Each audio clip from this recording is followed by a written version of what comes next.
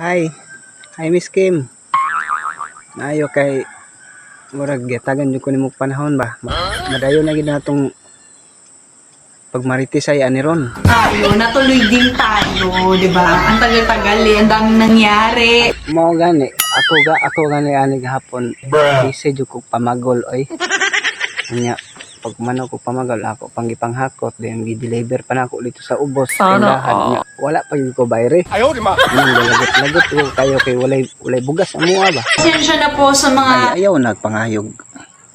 Pasensya na oy ang apili ang importante nga nadayon na atong pagkulokabilo karon.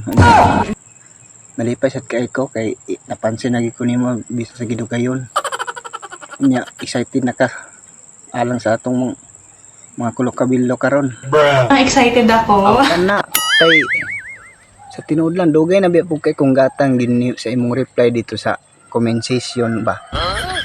Salamat karon kay imo ni kong gigahinan og oras. Pasensya na po kayo, hindi ko po nasagot dahil dito ko yung sasagutin. Sige, ato na ning sugdan kung dugay ra ko nalibog wag unsa gi imong tinuod nga ngalan.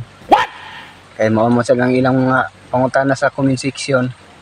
Kung unsa ba imong ngalan kung Kimberly ba or Kimberly or Chemistry or Kimisoy. Ayaw di ma.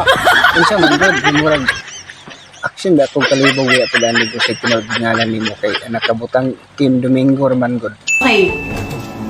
Ang dami nagkakamali dyan kasi before sa Google, meron din ako nakita, Kimberly, ganyan. Gani no. Pero hindi talaga. So, wala akong ginagamit na screen name.